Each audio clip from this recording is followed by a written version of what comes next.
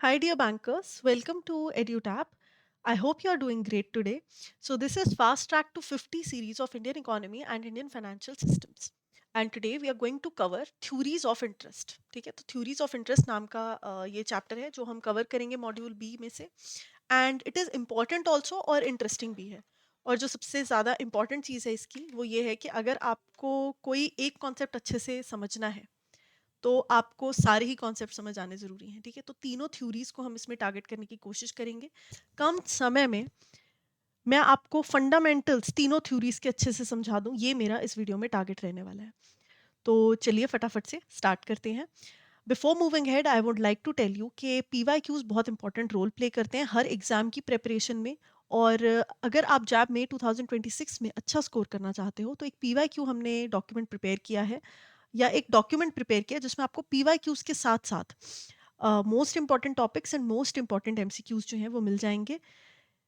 इसकी जो लिंक है that is given in the description and it is absolutely free of cost, तो इसे आप एक बार जरूर चेकआउट करिए. So now to begin with, तीन थ्योरीज हैं क्लासिकल थ्योरीज ऑफ इंटरेस्ट के चैप्टर में जो हमें पता होनी चाहिए. First is classical theory, then we have Keynes theory and then we have Hicks and Hansen theory. तो क्लासिकल थ्योरी स्टार्ट करने से पहले मैं आपके साथ डेफिनेशन शेयर करना चाहती हूँ इंटरेस्ट की. तो इंटरेस्ट क्या होता है? देखो, ये पहले तो इस इंसान से मिलो आप, है ना. ये कौन है? ये है जितेंद्र. और क्यों इसका नाम जरूरी है? क्योंकि पूरे चैप्टर में यही हमें चैप्टर समझने में मदद करेगा. ठीक है, क्या बनाता है ये जैम बनाता है. तो ये है जैम वाला जितेंद्र. इसे चाहिए पैसे क्योंकि इसे अपनी जैम की फैक्ट्री लगानी है. अब ये पैसे ये बैंक से ले सकता है, बिल्कुल ले सकता है. इसे 1 लाख रुपयों की ज़रूरत है. ये बैंक के पास गया, बैंक ने 1 लाख रुपए दिए और बैंक को इसने प्रॉमिस किया कि ठीक है मैं आपको 1 लाख तो वापस करूंगा प्लस 5,000 और वापस करूंगा. तो कोई मुझे बता सकते हैं कि 5,000 एक्स्ट्रा क्यों वापस करेगा? क्योंकि this extra over and above amount है ना, दिस इज द पेमेंट जो कि बोरोवर यानी कि जितेंद्र कर रहा है for using the sum of money for a period of time. ये बैंक इसका रिश्तेदार थोड़ी ना है. तो बैंक ने जो 1 लाख रुपए इसे दिए हैं, इस बोरोवर को दिए हैं, जितेंद्र को दिए हैं, वो इसलिए दिए हैं क्योंकि ये कुछ पेमेंट बैंक को देगा for letting it use it's money. ठीक है, दिस इज कॉल्ड इंटरेस्ट. अब ये जो इंटरेस्ट है ना, इसमें 5,000 में से जो प्योर इंटरेस्ट का अमाउंट है हो सकता है वो सिर्फ 3,000 हो. जो एक्चुअल इंटरेस्ट है कि भाई सिर्फ तुमने मुझे अपने पैसे यूज करने दिए इसलिए मैं तुम्हें इंटरेस्ट दे रहा हूँ, वो 3,000 का कंपोनेंट हो. बचा हुआ 1,000 रिस्क जो इन्वॉल्व है. कल को जितेंद्र पैसा लेके भाग जाए तो बैंक ने रिस्क लिया ना कि ऐसे इंसान को अपना पैसा दे रहे हैं, किसी अननोन इंसान को पैसा दे रहे हैं. तो payment of risk involve and the paper work that took. Loan लेने जाते हो एकदम तो नहीं मिल जाता, पेपर वर्क लगता है ना, डॉक्यूमेंट्स लगते हैं. वो डॉक्यूमेंट्स बैंक को अपने पास रखने पड़ते हैं. कोई कोलेट्रल हो तो उसके डॉक्यूमेंट्स बैंक को अपने पास रखने पड़ते हैं. तो ये जो सारी की सारी ट्रबल है, ये परेशानी है जो बैंक ले रहा है, 1,000 रुपये उसकी कीमत है. तो ये तीनों कंपोनेंट्स को मिला के आपका टोटल इंटरेस्ट का कंपोनेंट जो है वो बनता है. तो पहले फर्स्ट डेफिनेशन जो आपके पास आ गई, that is payment made by the borrower for use of some of money for a period of time. It has 3 elements: pure interest का element, risk involve and trouble involve. ठीक है जी, that is the first definition. एक और definition है जिसके हिसाब से ये जो इंटरेस्ट है ये एक फैक्टर ऑफ प्रोडक्शन है. फैक्टर ऑफ प्रोडक्शन की आउटकम है. क्या मतलब बना? आपको ये पता है ना कि 4 फैक्टर्स ऑफ प्रोडक्शन होते हैं. कौन कौन से? Land, labour, entrepreneur and capital. ये 4 फैक्टर्स होते हैं जो मिलकर हमेशा कोई भी गुड्स या सर्विस प्रोड्यूस करने में मदद करते हैं. लैंड से जो इनकम जनरेट होती है वो क्या होती है? रेंट. लेबर जो इनकम जनरेट करता है वो क्या होती है? वेजेस. एंटरप्रेन्योर, ये जो जितेंद्र है, ये अगर कल को अपनी फैक्ट्री लगाता है, सब कुछ मैनेज करता है, तो ये क्या जनरेट करेगा? प्रॉफिट. इसी तरह जो कैपिटल है, जो पैसा है जो बिजनेस में लगता है, उससे जो जनरेट होने वाली इनकम है, दैट इज कॉल्ड इंटरेस्ट. तो ये दूसरा पर्सपेक्टिव है कि भाई इंटरेस्ट और कुछ नहीं है, it is a income generated from one of the 4 factors of production. तो ये 2 चीजें आप याद रख सकते हो. फिर आ जाती है हमारी क्लासिकल थ्योरी ऑफ इंटरेस्ट. इसके लिए हमें सिर्फ कहानी समझनी है। देखो, ये जितेंद्र है, इसे जैम बनाना है, इसे चाहिए पैसे, यानी कि 1 लाख रुपए। ये जाएगा कर्ज के मटके के पास, जो कि हो सकता है आपका बैंक। लेकिन बैंक के पास ही 1 लाख कहाँ से आएगा? बैंक खुद के पैसे थोड़ी ना जनरेट कर रहा है। बैंक अगर इसको पैसे देना चाहता है, अगर ये डिमांड कर रहा है कैपिटल इन्वेस्टमेंट की, ये 1 लाख रुपए जो मांग रहे हैं क्या है? इसको बिजनेस में पैसा लगाना है। This is called capital investment. तो बैंक के पास ये पैसा कहाँ से आएगा? ये आएगा इस रेड कलर वाले आदमी से। ये रेड कलर की शर्ट में जो नाच रहा है, जिसके हाथ में पैसे हैं, कॉल्ड मनी माइकल। इस इंसान का नाम है मनी, नहीं, इस इंसान का नाम है माइकल, और इसके पास है पैसा। तो ये जो मनी माइकल है जो नाच रहा है, ये जब अपने एक्स्ट्रा पैसों को, जो इसके पास बहुत पैसे हैं and the extra money he has, वो सेव करेगा, वो बैंक में रखेगा, तो जाकर आपका जो ये घड़ा है ये भरेगा और इसके थ्रू लोगों तक पैसा पहुंच पाएगा जिनको जरूरत है। This is how banking industry works. तो मुझे प्लीज एक बात बताओ, क्या मैं इस कंपोनेंट को डिमांड ऑफ कैपिटल इन्वेस्टमेंट बोल सकती हूँ? ये जो जितेंद्र डिमांड कर रहा है पैसे की, क्या मैं बोल सकती हूँ he is creating the demand of capital investment? बिल्कुल बोल सकती हूँ। क्या मैं यहाँ पर ये बोल सकती हूँ कि जो सप्लाई है ये 1 लाख रुपए की, ये 1 लाख जो यहाँ पर दिया जा रहा है, उसकी सप्लाई जो है ये मनी माइकल कर रहा है? बिल्कुल बोल सकती हूँ। क्या ये जो 1 लाख रुपए हैं, जब ये लेफ्ट साइड में है, राइट साइड में तो कैपिटल इन्वेस्टमेंट इनका नाम है, लेकिन जब ये लेफ्ट साइड पे है तो ये सेविंग्स है कि नहीं है? बिल्कुल है, क्योंकि ये इंसान बाकी फालतू के खर्चे ना करके, कपड़े ना खरीद के, गाड़ी ना खरीद के, अगर पैसे को सेव करेगा बैंक में, ये डिसीजन लेगा कि नहीं मेरे पास 1 लाख रुपए है, मैं खर्चता नहीं हूँ, मैं बैंक में डाल देता हूँ, मुझे बाद में रिटर्न मिलेगा। अगर ये सेविंग करेगा, इट इज ओनली देन कि बैंक्स के पास पैसा होगा और वो आगे दिया जाएगा। राइट और रॉन्ग? Absolutely right. ये मनी माइकल ये पैसा खर्चता है या इसे सेव करता है, इसके पीछे साइकोलॉजिकल रीजंस हो सकते हैं, इकोनॉमिकल रीजंस हो सकते हैं, और कुछ सोशल रीजंस भी हो सकते हैं। राइट? तो अगर आपको ये दो चीजें समझ में आई हैं, तो आपको ये पूरा का पूरा कॉन्सेप्ट डिमांड एंड सप्लाई का समझ आ जाएगा। सेविंग्स, सप्लाई ऑफ सेविंग्स जो है, that is called demand for capital investment. ठीक है, कैपिटल इन्वेस्टमेंट डिमांड की साइड पे बोला जाता है, सप्लाई की साइड पर सेविंग्स बोला जाता है। रिश्ता वही, सोच नहीं। ठीक है, 1 ही लाख रुपए है, जिसको एक तरफ पे हम सप्लाई सेविंग्स बोल रहे हैं और एक तरफ हम बोल रहे हैं capital investment. That is one thing. अब इसको पढ़ो, आपको चीज क्लियर हो जाएगी कि saving is an investment for refraining from current spending. अभी ना खर्चा कर कर आप बाद के लिए रुक रहे हो। इंटरेस्ट, रेट ऑफ इंटरेस्ट जो आपको मिलेगा सेविंग्स के ऊपर, वो आपको मोटिवेट करेगा। अगर 1 लाख के ऊपर आपको सिर्फ 2% इंटरेस्ट मिल रहा है, हो सकता है आप सोचो छोड़ो यार मैं कपड़े खरीद लेता हूँ। लेकिन अगर आपको यही 10% मिलेगा, तो आपके पास थोड़ी मोटिवेशन ज्यादा आएगी 1 लाख को सेव करने की। So rate of interest and saving have direct relation. जितना रिटर्न ज्यादा होगा, interest of interest of sorry rate of interest ज़्यादा होगा सेविंग्स के ऊपर, उतनी ही ज़्यादा हम सेविंग करेंगे। तो इनका जो ग्राफ बनकर आता है वो डायरेक्ट रिलेशनशिप वाला इस तरीके से आता है।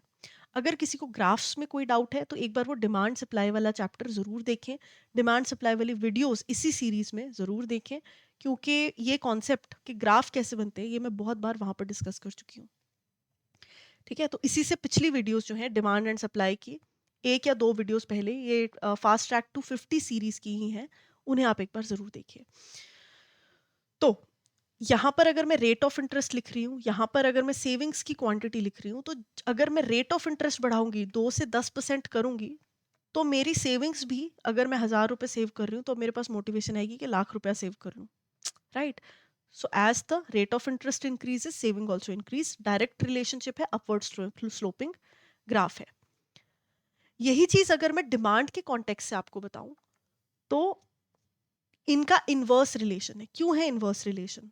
अब यहां पर ना एक चीज समझना प्लीज आप, ये 1 लाख रुपए इसने लिए हैं, हो सकता है इसको इसके ऊपर 10,000 रुपए पे करने हो एज इंटरेस्ट।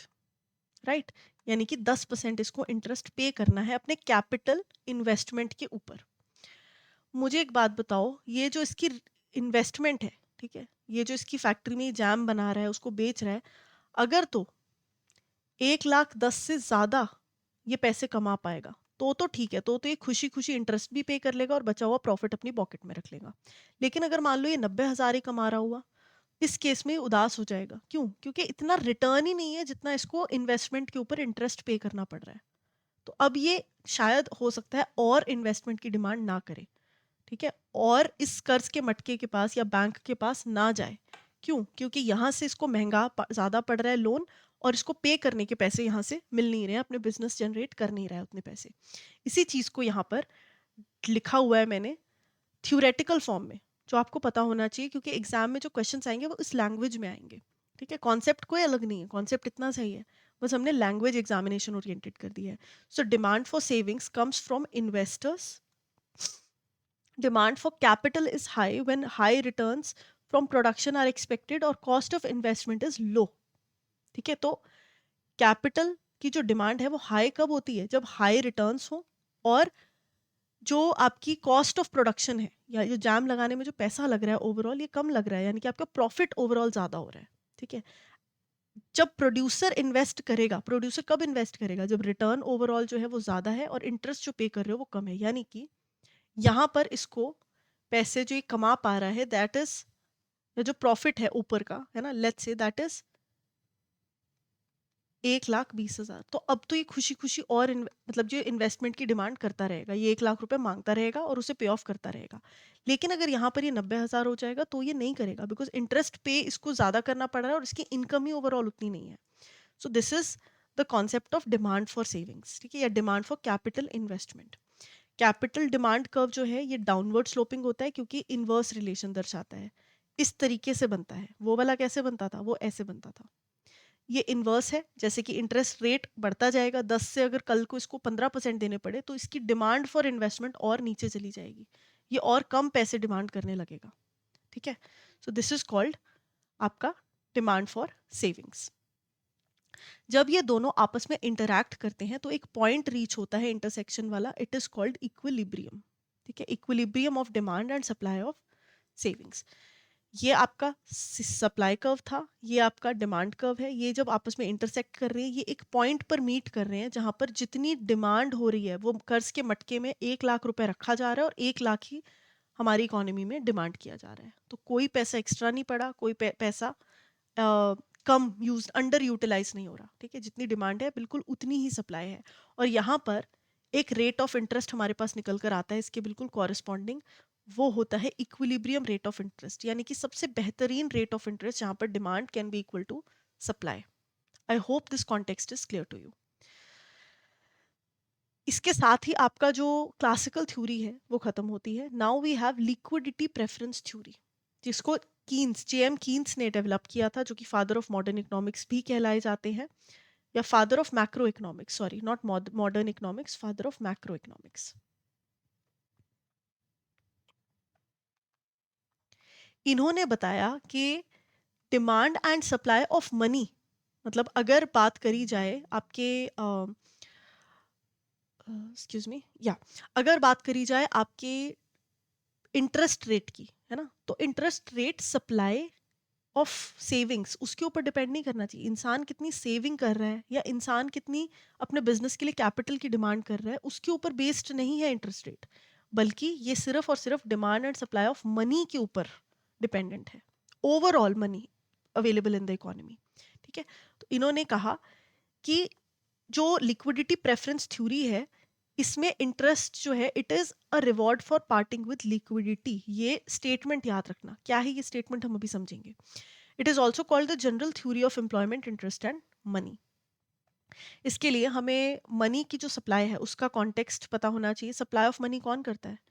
मनी सप्लाई एक particular time point of time पर कंट्री में कितना पैसा अवेलेबल है, स्टॉक ऑफ मनी कितना है, that is called money supply. कौन इसे रेगुलेट करता है? आरबीआई करता है। तो अगर मैं बोलूँ कि इंटरेस्ट जो है that is dependent on demand of money and supply of money, उसमें से जो सप्लाई ऑफ मनी का हिसाब किताब है वो तो ऐसे ही क्लियर हो गया, ठीक है, वो तो आरबीआई इशू करता है, मुझे पता चल गया। तो अगर मैं इसका डिमांड ग्राफ बनाऊंगी या सप्लाई ग्राफ बनाऊंगी मनी सप्लाई का, तो ये कैसा बनेगा? ये एक स्ट्रेट लाइन बनेगा, क्योंकि ना ये ऊपर जाती है ना नीचे जाती है, ये आरबीआई अपने हिसाब से डिसाइड करता है। So this is going to be a graph like this. अब आ जाती है डिमांड ऑफ मनी की बात। डिमांड ऑफ मनी के लिए यहाँ पर कीन्स ने अज्यूम किया कि एक दो एसेट इकोनॉमी की बात हम कर रहे हैं, जहाँ पर सिर्फ और सिर्फ कैश अवेलेबल है या फिर बॉन्ड्स अवेलेबल हैं, यानी कि इन्वेस्टमेंट के लिए जो आप कर सकते हो। अगर आप कैश को इमीडिएटली यूटिलाइज नहीं करते अपनी अलग अलग नीड्स के लिए, जो कि 3 तरीके की हो सकती हैं, ट्रांजैक्शनल, प्रिकॉशनरी एंड स्पेक्युलेटिव। अगर आप कैश को इन नीड्स के लिए यूज नहीं कर रहे, that means you are investing it, और उस इन्वेस्टमेंट के ऊपर जो आप अर्न कर रहे हो, that is called interest. I hope ये चीज समझ में आई, नहीं आई तो एक बार रिवाइंड करके देख लो। कैश, इनके हिसाब से, जेएम कीन्स के हिसाब से, कैश की 3 ज़रूरतें हो सकती हैं, या तो रोज़मर्रा के खर्चों के लिए ट्रांजैक्शनल, या फिर मुझे लगता है कि यार थोड़ा बल्क में बचा के रख लूँ, कल को एकदम से मुझे इमीडिएट पैसे की नीड हो, तो that is called precautionary. And third one is speculative, कि यार कल को कोई बहुत अच्छा प्रोस्पेक्ट मुझे मिल जाए, है ना, कोई अच्छी इन्वेस्टमेंट आ जाए तो उसमें पैसा रखूंगी, तो इसकी मुझे प्रिकॉशनरी अनएक्सपेक्टेड नीड्स के लिए जरूरत नहीं है, लेकिन ये बस एक्स्ट्रा पैसा है, that is lying in my pocket. ये और ये तो कंपलसरी आपको कैश रखना ही होता है, तो इनकी ज्यादा बात यहाँ पर नहीं करी गई। बात करी गई है स्पेक्यूलेटिव कैश की, जो कि हमारे पास होता है, अवेलेबल होता है to be used, but we are choosing not to use it. Why not? Because we are hoping for a higher return in future, कि कोई इन्वेस्टमेंट आएगी उसमें पैसा डाल देंगे। तो यहाँ पर जो कंपटीशन है वो है स्पेक्यूलेटिव नीड्स के बीच में एंड बॉन्ड्स के बीच में, कि या तो पैसा मेरी पॉकेट में पड़ा रहेगा स्पेक्यूलेटिव नीड्स के लिए, या फिर वो पैसा जाएगा बॉन्ड्स में। बॉन्ड्स क्या होते हैं? एक पेपर है जिसमें कि आपको प्रॉमिस लिख के देती है गवर्नमेंट या कोई प्राइवेट इंडस्ट्री है तो वो, कि हम आपको, अगर आप 100 रुपए दे रहे हो तो हम आपको 100 रुपए रिटर्न करेंगे प्लस इसके ऊपर इंटरेस्ट पे करेंगे। So that is the situation of bonds. ठीक है, कुछ नहीं है, एक पेपर है, डॉक्यूमेंट है। तो बॉन्ड प्राइस, ठीक है, बॉन्ड प्राइस और जो इंटरेस्ट है उनके बीच में इनवर्स रिलेशन है, ये आपने याद रखना है। अगर ये 100 रुपए से बॉन्ड प्राइस उठकर 120 हो जाएगा तो इसका रेट ऑफ इंटरेस्ट जो है वो कम हो जाएगा। अगर यहाँ पे 10% था, तो क्योंकि यहाँ पर प्राइस, बॉन्ड प्राइस जो है वो बड़ा है, इसीलिए जो इंटरेस्ट है वो यहाँ पर 8% हो जाएगा, कम हो जाएगा। ठीक है, एक ही कंक्लूजन है जो आपने एज इट इज याद रखना है। दूसरी चीज जो आपने याद रखनी है वो ये है कि कैश आप अपनी पॉकेट में रखोगे या अभी के अभी बॉन्ड्स में इन्वेस्ट कर दोगे, क्योंकि यहाँ से आपको इंटरेस्ट मिलेगा, इंटरेस्ट अर्न कर सकते हो। ये एक चॉइस है जो आपको मेक करनी है। ठीक है, जिसके बारे में इस थ्योरी में बात करी गई है। तो when J M Keynes said it is the reward for parting with liquidity, तो अब आप समझो ये क्या कह रहा था। ये कह रहे थे कि आप अपने पॉकेट में जो पैसा रखा है उसको अभी त्याग रहे हो। मान लो मेरे पास 1 लाख रुपए मेरी पॉकेट में रखे हैं, जो मैंने रखे थे कि यार देखते हैं कोई अच्छा प्रोस्पेक्ट आया तो मैं खर्चूंगी, लेकिन अचानक से मुझे यहाँ पर दिखा कि अच्छा बॉन्ड के ऊपर 10% का इंटरेस्ट है, मतलब 1 लाख, 1,10,000 होकर वापस मिलेंगे मुझे। तो एक काम करती हूँ, मैं पैसे इन्वेस्ट कर देती हूँ। तो यहाँ पर जो इंटरेस्ट अर्न हो रहा है, ये जो 10,000 रुपए ऊपर के आ रहे हैं जिनको देखकर मैं खुश हो रही हूँ, this is my reward for parting with my immediate liquidity. Liquidity मतलब immediate cash that I have in my pocket. So when I say good bye to this liquidity I get interest, and यहाँ पर इसीलिए interest की definition ये बताई गई है कि it is your reward because you are saying goodbye to your liquidity, parting with liquidity. I hope definition बड़े अच्छे से अब हमको समझ में आ गई। वहां पर क्या था क्लासिकल थ्योरी में? वहां पर इंटरेस्ट जो था वो एक तरीके से आपको demand and supply of savings and capital investment उसके ऊपर डिपेंड करता था, है ना। यहाँ पर it is a reward for parting with liquidity. तो क्या हम इसमें ग्राफ पढ़ेंगे? यस, ग्राफ हम इसमें भी पढ़ेंगे, क्योंकि इक्विलिब्रियम हमें इसमें भी समझना है। तो मैंने आपको बताया कि इसका जो सप्लाई कर्व है it is a straight line, इसका जो डिमांड कर्व है it is a downward sloping line. यानी कि एक तरफ आपने रेट ऑफ इंटरेस्ट लिखा, एक तरफ क्वांटिटी ऑफ मनी। अगर आपका रेट ऑफ इंटरेस्ट यहाँ पर 10%, 20% होगा, यानी कि बॉन्ड्स के ऊपर मुझे इंटरेस्ट इतना मिल रहा होगा, तो मैं जो मेरी लिक्विडिटी है, जो मेरे पॉकेट में कैश पड़ा है, मैं उसको निकाल दूंगी, मैं उससे बॉन्ड्स खरीद लूंगी। This is the direct relation. ठीक है, डायरेक्ट रिलेशन मतलब डायरेक्ट कनेक्शन। जो रिलेशन है यहाँ पर फॉर्म होता है दैट इज इनवर्स। जैसे ही इंटरेस्ट रेट बढ़ेगा मेरी क्वांटिटी ऑफ मनी जो है वो कम हो जाएगी। ठीक है, कभी कभी लोगों को समझ नहीं आता कि ग्राफ कैसे बनता है, मैं आपको यहाँ पे बता देती हूँ। वैसे तो एक डाउनवर्ड स्लोपिंग ग्राफ है, ईज ऑफ अंडरस्टैंडिंग के लिए आप इसको स्ट्रेट लाइन भी बोल सकते हो, स्लोपिंग डाउनवर्ड। अब देखो जरा यहाँ पे, ये पॉइंट उठाया ए, ठीक है, यहाँ पे 1 2 3 4, लेट्स से ये 40% है, ठीक है, 30%, 20%, 10%, ये रेट ऑफ इंटरेस्ट है आपका। यहां पर है 1 लाख रुपए, 2 लाख रुपए, 3 लाख रुपए, 4 लाख रुपए। ठीक है, दिस इज पॉइंट बी। क्या मतलब है जब मैं बोलती हूँ कि डाउनवर्ड स्लोपिंग ग्राफ या इनवर्स रिलेशन दर्शाता है? मतलब आपको समझ आ गया होगा, लेकिन कुछ लोगों को डाउट होगा कि अरे ग्राफ कैसे बनाया, तो वो हम बात कर लेते हैं। ए पॉइंट है ये, ठीक है, यहाँ पर 40% मुझे रिटर्न मिल रहा है 2 लाख रुपए पे। 2 लाख में इन्वेस्ट कर रही हूँ तो मुझे 40% वो मिल रहा है, इंटरेस्ट। ठीक है, तो मुझे एक बात बताओ। हाँ जी, तो यहाँ पर जो समझने की बात है वो ये है कि अगर 40% मेरा रेट ऑफ इंटरेस्ट है और उस पर मैं 2 लाख रुपए अपने पॉकेट में रख रही हूँ, ठीक है, मतलब मेरे पास 2 लाख रुपए अवेलेबल है स्पेक्यूलेटिव नीड्स के लिए। ये जो क्वांटिटी ऑफ मनी है, this is for speculative needs जो मैंने अपनी पॉकेट में रखे हुए हैं। तो 40% अगर मेरे को इंटरेस्ट मिल रहा है, रेट ऑफ इंटरेस्ट, तो मैं 2 लाख रुपए अपनी पॉकेट में रख रही हूँ। लेकिन जैसे ही इंटरेस्ट कम हो गया, 10% बच गया, अब मैं अपनी पॉकेट में 4 लाख रख रही हूँ। यानी कि अब मैं बॉन्ड्स में इन्वेस्ट करना, मेरा और जो ध्यान है वहां से हट रहा है और मैं स्पेक्यूलेटिव नीड्स के लिए ज्यादा पैसा अपने पास जो है वो रख रही हूँ। सो आई होप कि ये जो ग्राफ कैसे पढ़ते हैं और कैसे करते हैं, ये आपको अब यहाँ पर समझ में आया। सो this is a downward sloping graph. यहाँ पर जो इक्विलिब्रियम अटेन होगा, ये सप्लाई कर्व है, ये डिमांड कर्व है। तो जहां पर इंटरसेक्शन है वो है आपका इक्विलिब्रियम, पॉइंट ऑफ इक्विलिब्रियम। यानी कि यहाँ पर जो रेट मेरे पास आया है R1, ये इक्विलिब्रियम की क्वांटिटी को दर्शाता है। यानी कि सप्लाई जितनी है यहाँ पर मनी की, जितनी सप्लाई आरबीआई कर रहा है, उतनी ही डिमांड है यहाँ पर मनी की।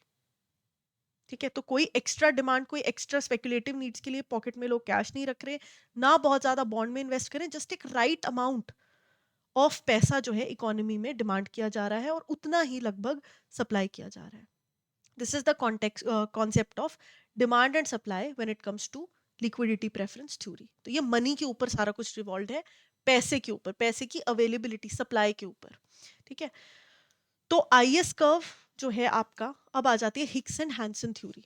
ठीक है, तो अब हमने आईएस कर्व कर लिया क्लासिकल थ्योरी में,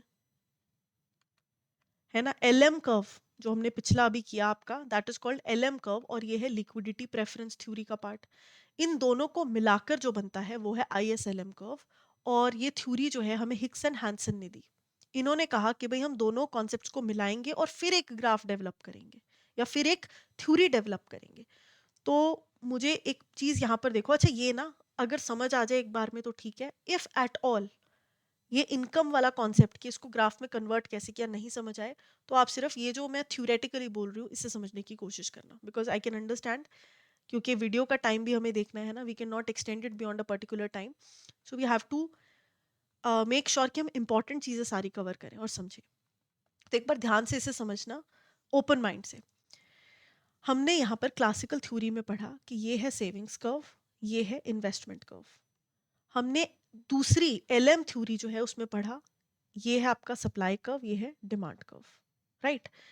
मुझे एक बात बताओ, यहाँ पर हम अलग चीज लिख रहे हैं, यहाँ पर अलग चीज लिख रहे हैं, उस दूसरे वाले में यहाँ पे अलग, यहाँ पे अलग। तो जब मैं कहूँ कि मुझे दो ग्राफ्स को मिलाकर एक ग्राफ बनाना है, तो क्या मेरे पास एक कॉमन टर्म नहीं होनी चाहिए जो मैं यहाँ पर भी यूज कर सकूँ और यहाँ पर भी यूज कर सकूँ? बिल्कुल होनी चाहिए। उस कॉमन चीज का नाम है इनकम। जैसे जैसे इनकम ऑफ कंज्यूमर चेंज होती है, उसका इम्पैक्ट आईएस कर्व पे भी पड़ता है, एलएम कर्व पे भी पड़ता है। उस इम्पैक्ट को हम समझते हैं और दोनों ग्राफ्स को मर्ज कर देते हैं।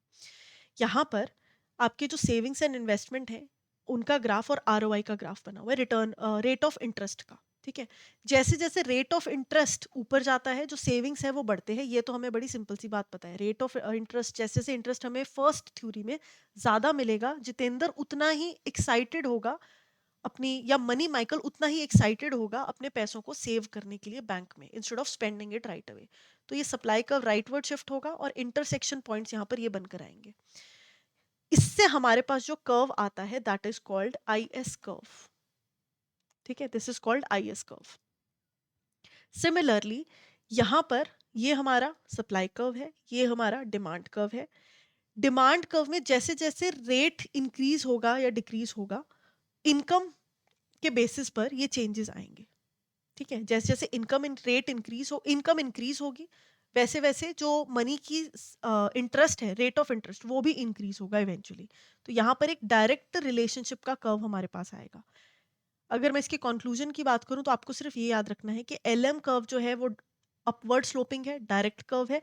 IS कर्व जो है वो डाउनवर्ड स्लोपिंग है, ठीक है। तो मेरे पास IS कर्व जो है वो इस तरीके से आ गया, और LM कर्व जो है वो अपवर्ड स्लोपिंग डायरेक्ट रिलेशन वाला चला गया। इन दोनों को मर्ज करके मेरे पास बन जाएगा ISLM कर्व, ठीक है। ये मेरा IS कर्व, ये मेरा LM कर्व, और इनके बीच की जो इंटरसेक्शन है दैट इज कॉल्ड इक्विलिब्रियम। हर एक केस की तरह ये इक्विलिब्रियम को दर्शाता है। IS कर्व बात करता है आपके सेविंग्स एंड इन्वेस्टमेंट की। गवर्नमेंट क्या खर्चा करेगी, ध्यान से सुनना। गवर्नमेंट जो खर्चा करती है, fiscal related concepts are part of IS curve, या वो इफेक्ट करते हैं IS कर्व को। LM कर्व जो कि RBI, जिसमें कि सप्लाई, मैंने बताया था ना, supply of money is controlled by RBI।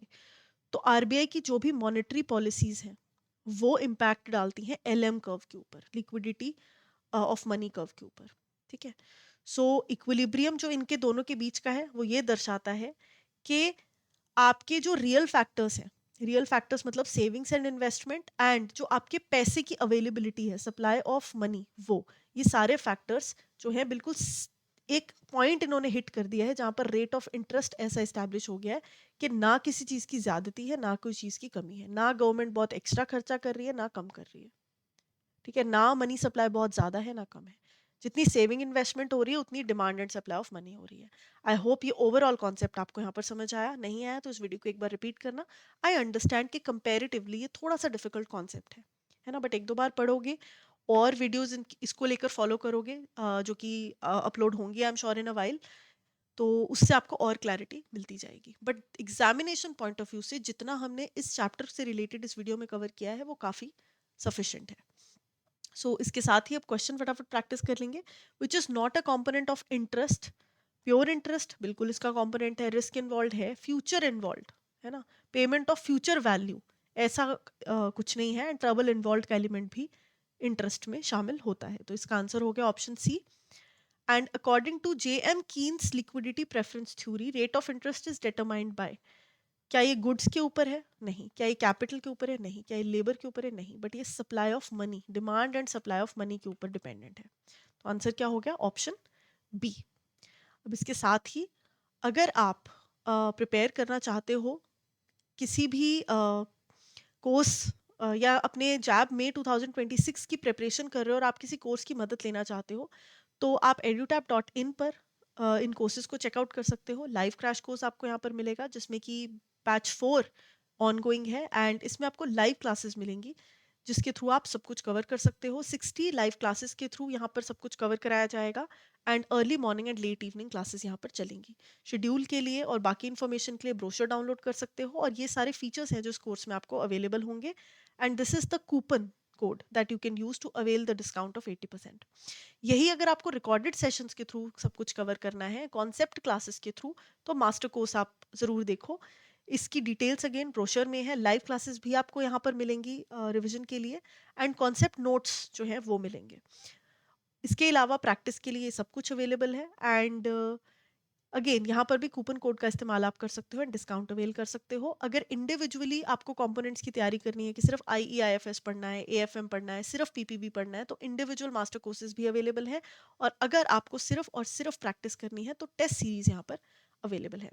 So I hope कि this session helped you in understanding the concept, and I will see you in the next class. Thank you so much.